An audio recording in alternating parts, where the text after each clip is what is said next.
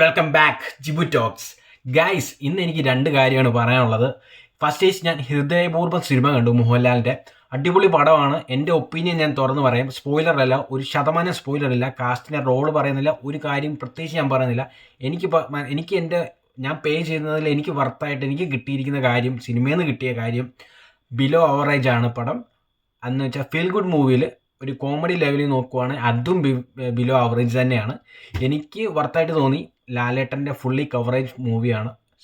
Sathyan Anthikad direct ചെയ്യുന്നതും ആയിട്ടൊക്കെയാണ് movie. അടിപൊളി, എനിക്ക് ഇഷ്ടപ്പെട്ടു. Second is Big Boss. Big ബോസിൽ ഇപ്പോൾ നടക്കുന്ന വിഷയത്തിനെ ചെറിയ എനിക്കൊന്നും പറയണമെന്ന് ആഗ്രഹമുണ്ട്. സത്യം എന്താണെന്ന് വെച്ചാൽ എനിക്ക് വളരെ സന്തോഷമുണ്ട്. റെന ഫാത്തിമയ്ക്ക് നല്ല അടി കിട്ടുന്നുണ്ട്. നല്ല ഗെയിമാണ്.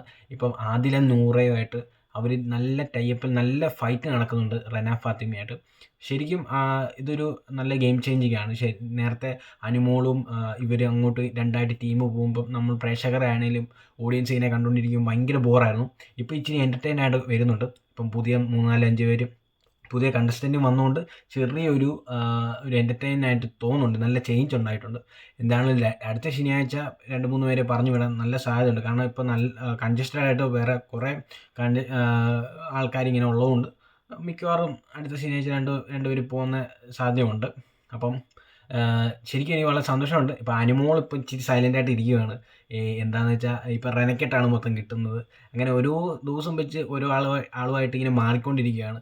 അപ്പം എന്താണേലും നെക്സ്റ്റ് ഒരു വീഡിയോ ഞാൻ ഇതിനെക്കുറിച്ച് സ്പെഷ്യലായിട്ട് ഇടുന്നതായിരിക്കും. ബിഗ് ബോസിനെ കുറിച്ച് തന്നെയാണ് എൻ്റെ ടാർഗറ്റ്. നമ്മുടെയും ടാർഗറ്റ് ബിഗ് ബോസ് തന്നെയാണ്. അപ്പം നെക്സ്റ്റ് ഒരു വീഡിയോ ഒരു ലെന്ത് വീഡിയോ ആയിരിക്കും. കാണുന്നവർ കാണുക. അപ്പം സബ്സ്ക്രൈബ് ചെയ്യാൻ ആരും മറക്കരുത്. അപ്പോൾ സീ യു സൂൺ. ബൈ.